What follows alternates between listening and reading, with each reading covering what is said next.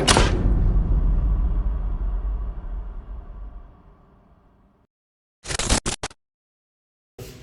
teman-teman, pada video kali ini kami akan menjelaskan mengenai fungsi tangga.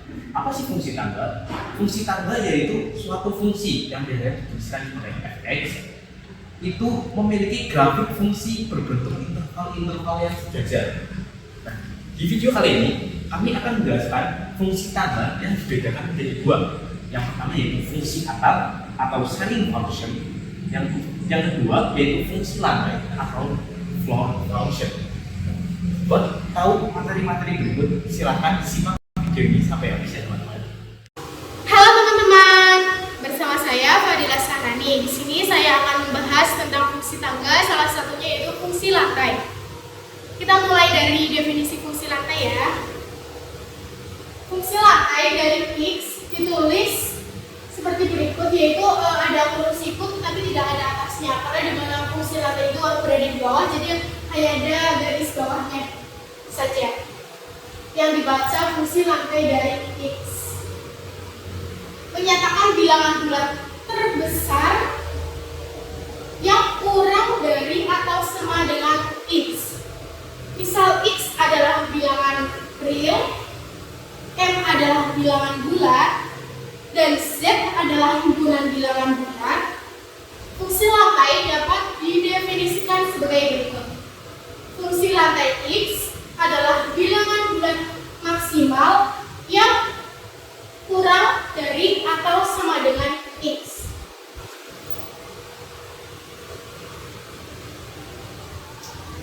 Di sini ada trik dari fungsi lantai, yaitu pembulatan ke bawah. Jadi kalau misalnya ada garis kayak gini, ini artinya ini fungsi lantai dan dibulatkan ke bawah. Agar lebih paham lagi, kita akan melihat contoh sebagai berikut. Fungsi lantai dari 6,4. 6,4 adalah bilangan desimal yang berada di antara bilangan 6 dan 7.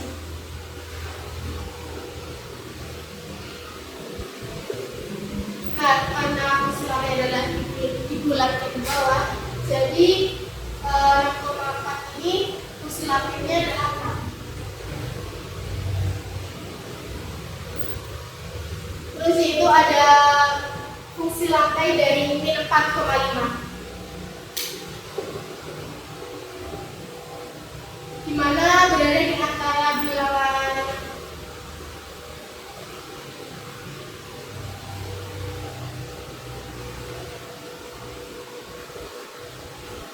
min 5 dan min 4.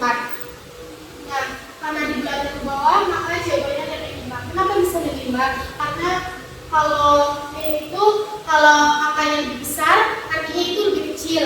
Kalau angkanya lebih kecil, artinya lebih besar. Dan soal ketiga yaitu ada fungsi lantai dari 1,3 berada di antara 1 dan 2. Jadi kalau dibulatkan ke bawah, maka jawabannya adalah 1. Nah, sekarang kita akan latihan soal tentang grafik fungsi lantai. Di sini ada soal gambar grafik fungsi lantai berikut, yaitu fx sama dengan fungsi lantai x jika x lebih dari atau sama dengan 2 dan x kurang dari 3, maka nilai fx-nya adalah 2. Lalu jika x lebih dari atau sama dengan 1 dan x kurang dari 2, maka nilai fx-nya adalah 1. Jika x lebih dari atau sama dengan 0 dan x kurang dari 1, maka nilai fx-nya adalah 0. Lalu jika x lebih dari atau sama dengan 1 dan x kurang dari 0, nilai fx-nya adalah min 1. Dan terakhir, jika x lebih dari atau sama dengan min 2 dan x kurang dari min 1, maka nilai fx-nya adalah min 2. Nah, di sini kita akan menggambarkan fungsinya di grafik berikut. Fx-nya yaitu 2, F itu sama dengan Y. Y-nya itu di 2 dan X-nya itu di antara 2 dan 3. Jadi kita akan gambarkan seperti ini.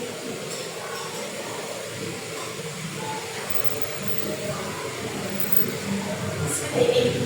Kenapa ini bolong dan ini berisi? Karena 3 itu tidak ada sama dengannya, jadi bolong atau bulat. Kalau 2 itu ada sama dengannya, jadi tidak bulat. Lalu ada X-nya yaitu 1 jika X-nya antara 1 dan 2.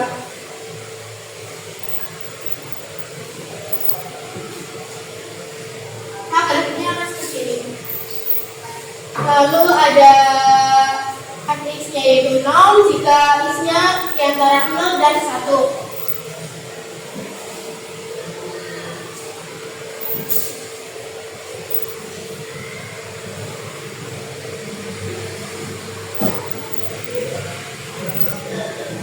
X-nya yaitu min 1 jika X-nya di antara min 1 dan 0.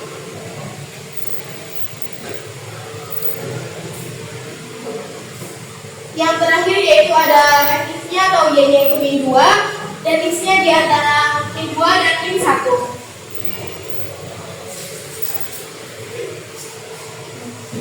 Jadi yang bulan-bulan ini karena tidak ada sama dengannya, jadi ada bulatannya. Nah, seperti ini grafik fungsi lantai. Oke, jadi di sini saya akan menerangkan terkait penggunaan fungsi tangga pada kehidupan sehari-hari, terutama yaitu fungsi lantai. Pada saat penginputan data nilai laporan SMK, para guru sepakat untuk memasukkan nilai pembulatan terbesar yang lebih kecil atau sama dengan nilai itu sendiri, yang dimana ini merupakan pengertian dari fungsi lantai.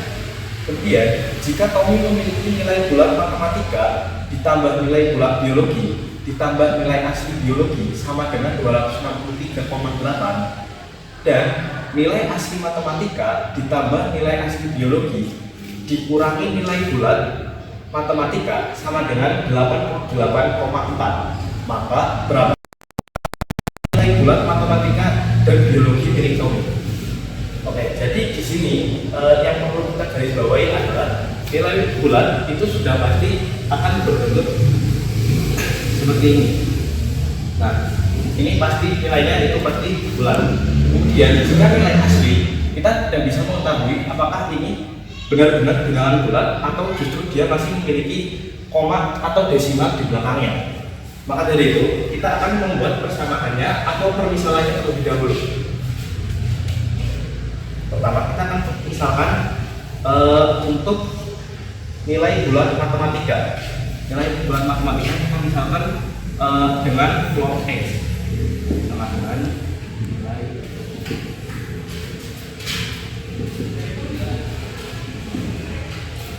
kemudian selanjutnya yaitu ada nilai bulat dari biologi, kita misalkan sebagai log Y.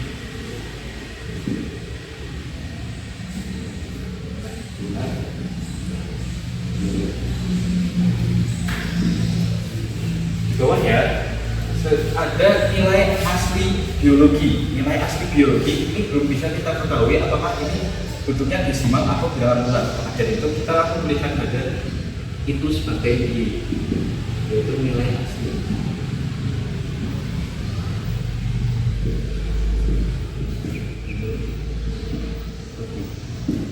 Nah, kemudian kita lihat dulu persamaannya kedua, nilai asli matematika. Nah, itu belum ada, maka kita tambahkan nilai asli matematika sebagai X.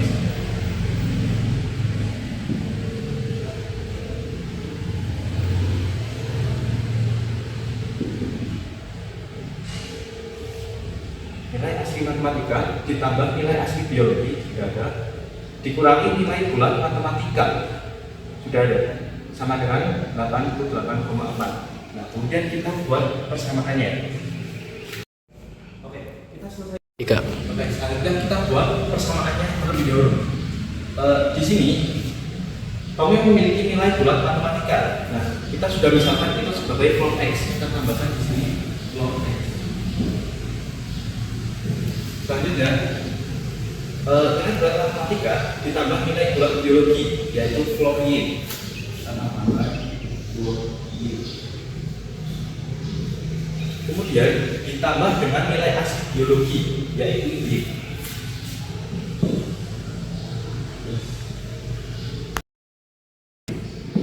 sama dengan 263,2.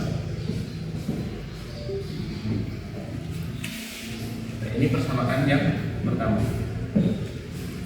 Dan juga adalah persamaan yang kedua, yaitu nilai asli matematika. Di sini adalah x, tambahkan x ditambah dengan nilai asli biologi, yaitu y, dan dikurangi nilai bulat matematika.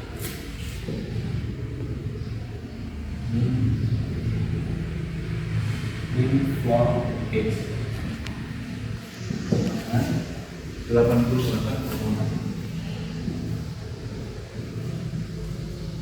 Nah, pertama kita kerjakan yang persamaan pertama terlebih dahulu. Kita terlebih dahulu di persamaan yang pertama. Nah, y ini itu berasal dari floor y ditambah dengan nilai desimal dari y. Maka persamaan ini bisa kita tuliskan sebagai ini. Floor y ditambah floor y ditambah desimal dan y dengan 263,2. Perhatikan di sini, ini adalah tanda desimal dan hanya satu, yang lainnya adalah bulan. Artinya, jika di sini terdapat desimal, maka desimal ini adalah milik desimal dari bilangan y itu sendiri. Artinya, nilai desimal dari y itu sudah pasti 0,28, dan nilai dari floor x ditambah floor y, atau kita dengan tuliskan 2 floor y sama dengan 263. Sekarang kita sudah mendapatkan nilai desimal dari y. Kita bisa mulai mengerjakan yang bagian kedua.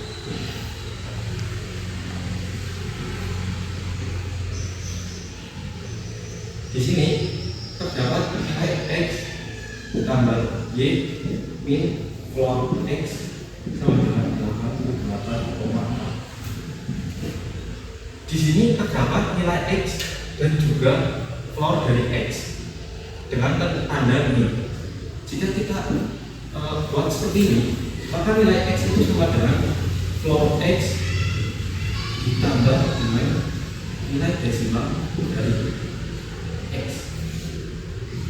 Artinya, jika kita balik menjadi seperti ini, desimal dari x sama dengan x min floor x. Biasanya itu akan sama dengan ini. Iya. Maka persamaan ini dapat kita tuliskan kembali menjadi desimal x ditambah dengan y nya kita kembalikan jadi seperti ini, floor y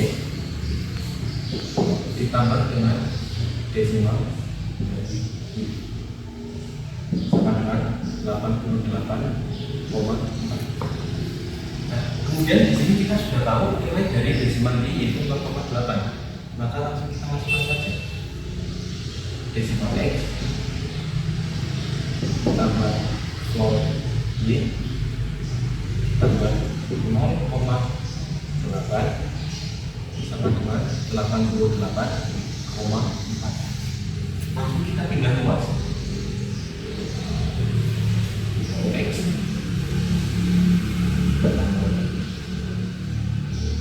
floor y nilai desimal dari x ditambah floor y sama dengan 88,4 min 0,8 sama dengan 87,6. Di sini yang nilai desimal itu hanyalah desimal dari x, sedangkan ini sudah pasti bilangan benar. Maka nilai desimal dari x adalah 0,6 dan nilai bulat dari Y itu adalah 87. Nah, di sini kita sudah menemukan nilai bulat dari biologi Milling-Tomi. Sekarang kita tinggal mencari nilai bulat matematika Milling-Tomi. Kita bisa mencari ya dari persamaan yang kita dapatkan dari persamaan yang pertama. Tinggal kita masukkan ini 4x ditambah 2 kali di sini kita sudah ketemu suami yang tiga yaitu 80, maka kali 80 sama dengan 260. Kemudian ini 4x sama dengan ini dari ini menjadi 263 dikurangi 170. Maka nilai dari 4x itu sama dengan 89. Jadi nilai bulat matematika dan biologi Milling-Tomi adalah 89 dan juga 87. Ya. Baik teman-teman, di sini saya akan menjelaskan tentang fungsi atau scaling function, yang mana biasa dilambangkan seperti ini ya.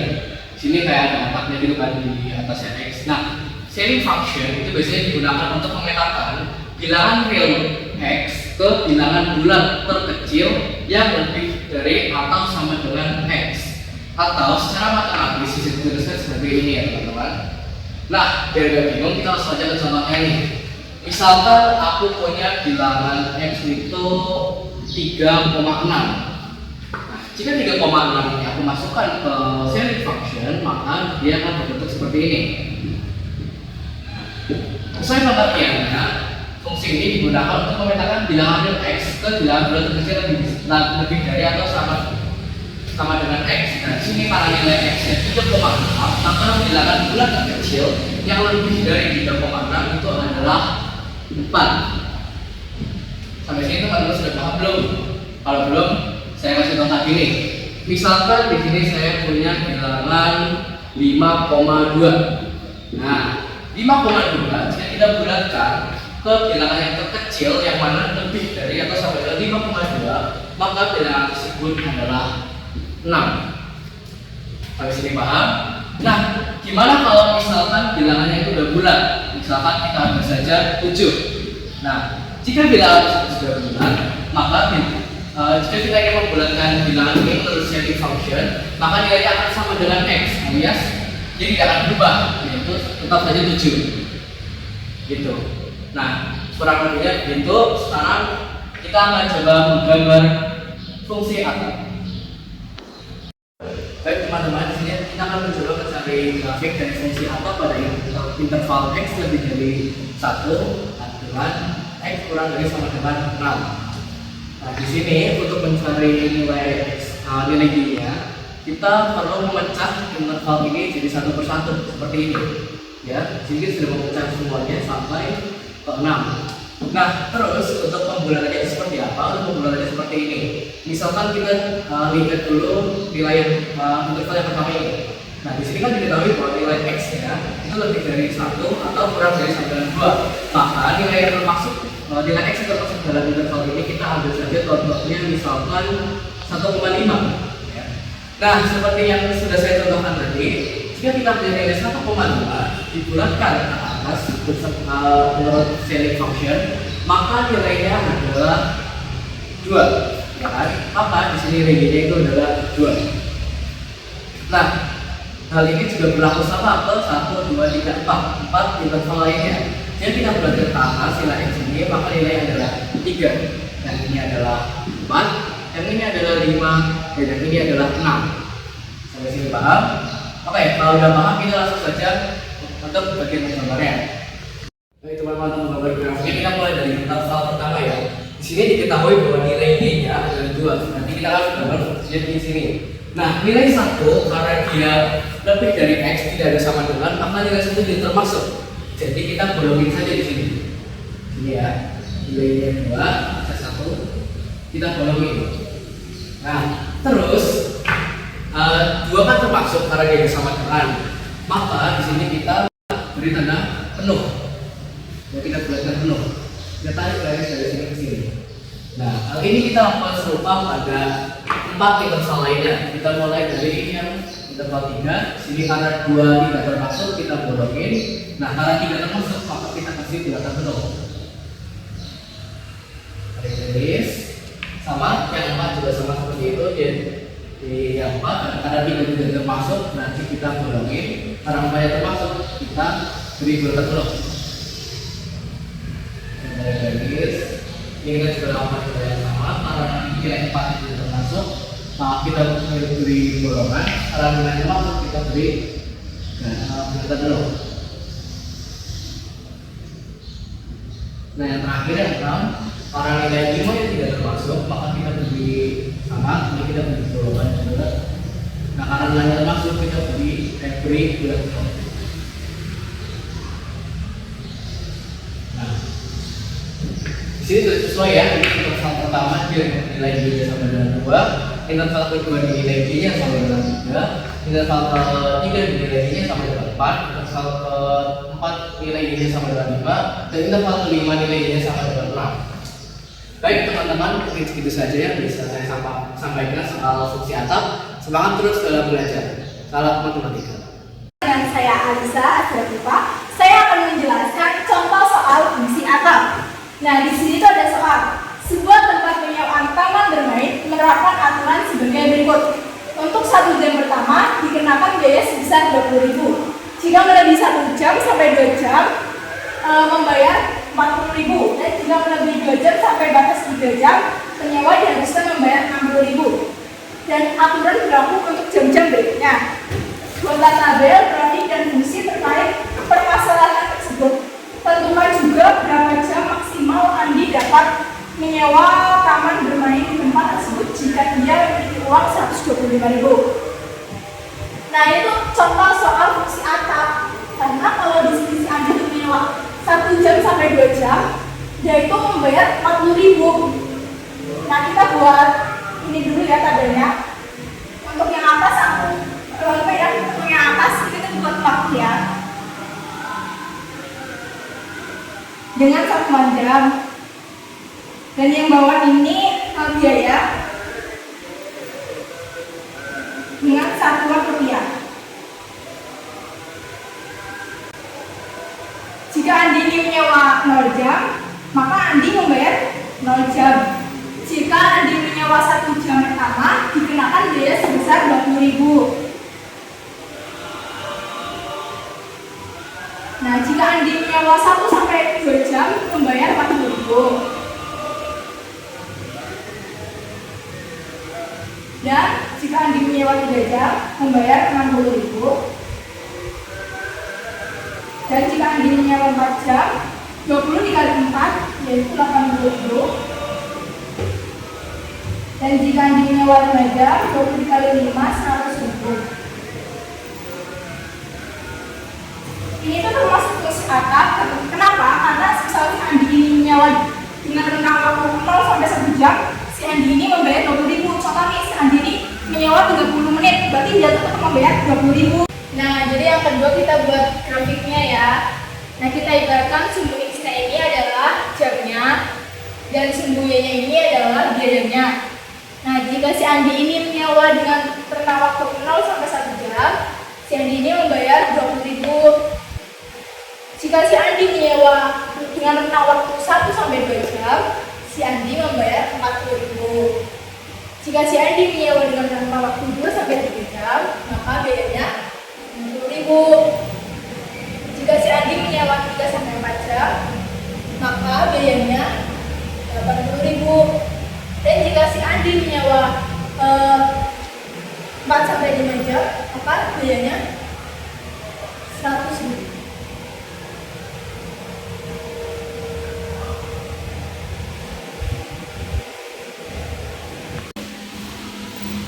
Nah, kita disuruh mencari fungsi.